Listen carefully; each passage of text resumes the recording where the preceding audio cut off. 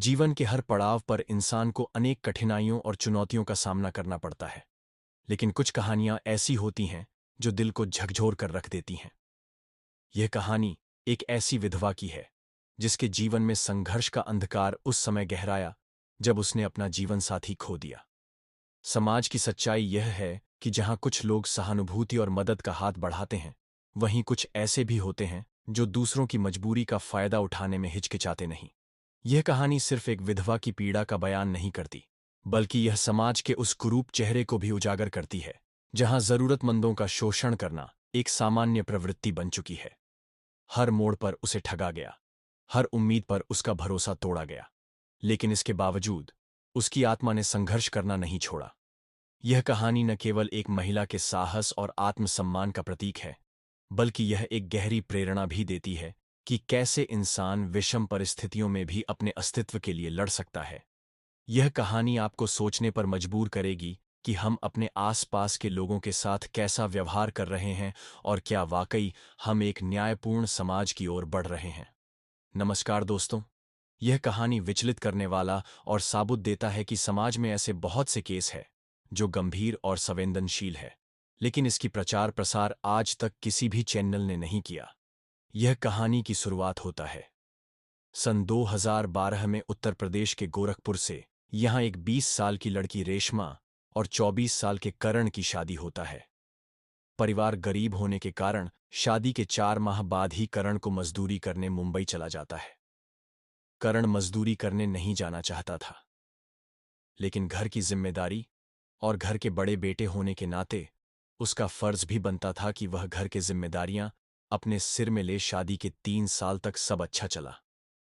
तभी अचानक करण का तबीयत खराब हो गया और रेशमा के पति की मृत्यु हो जाता है, क्योंकि गरीबी के चलते उन लोगों के पास इलाज के लिए पर्याप्त पैसे नहीं थे।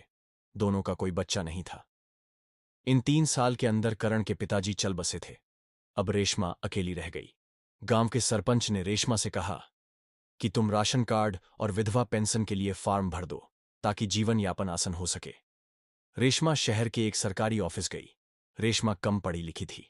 उसने जाकर कहा, साहब विधवा पेंशन और राशन कार्ड बनवाना है। तभी एक कर्मचारी बोला, अकेली आई है, क्या तुम्हारा कोई बच्चा नहीं है? रेशमा बोली, नहीं है साहब। उसके बाद कर्मचारी बोला, पति कैसे मर गया तुम्हारा? रेशमा बोली, बीमारी के कारण चल बसे। उसके बाद कर्मचारी ने कहा, ठीक है, बाहर बेंच बैठो, कहकर बाहर जाने को बोल देता है।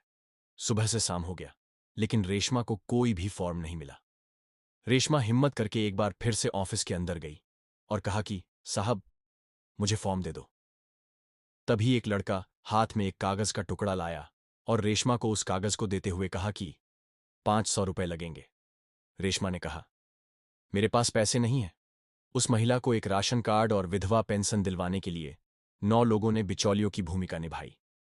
उन सभी ने रेशमा से रिश्वत की डिमांड रखी और पैसे नहीं होने पर यौन संबंध। उस महिला के पास कोई और विकल्प नहीं था, इसलिए वह आधा दर्जन से ज्यादा दरिंदों को खुद के शरीर को सौंपती रही। वह भी 3 साल तक उन पिशाचों, एक विधवा और लाचार महिला को अपना शिकार बना डाला, क्योंकि महिला को राशन कार्ड और विधवा पेंशन चाहिए था। साल 2018 में रेशमा की तबीयत खराब हो गया। शहर के सरकारी हॉस्पिटल में रेशमा को भर्ती किया गया। सामान्य तबीयत खराब समझकर उसका इलाज कर घर भेज दिया गया। 1 हफ्ते गुजर गए। रेशमा के तबीयत में कोई सुधार नहीं आया। वह फिर से हॉस्पिटल गई। इस बार डॉक्टर ने महिला का ब्लड सैंपल निकाला। शहर के सबसे जाने माने डॉक्टर ने उसका ब्लड का स्टडी किया, लेकिन जो नतीजा निकलकर आया उसे जानकर डॉक्टर के होश उड़ गए, क्योंकि रेशमा के ब्लड में एड्स जैसे संक्रामक बीमारी से पीड़ित था।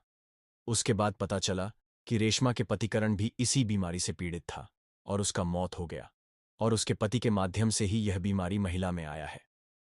कंफर्म करने के लिए डॉक्टर एक बार फिर से रेशमा का ब्लड टेस्ट किया, लेकिन उसका रिजल्ट वही निकला, एड्स। जब यह बात उन कर्मचारियों को पता चला तो उन लोग भी अपना ब्लड टेस्ट कराया, जिसमें से 12 लोग एड्स संक्रमित निकले और यह बीमारी उस महिला से उन कर्मचारियों को मिला था।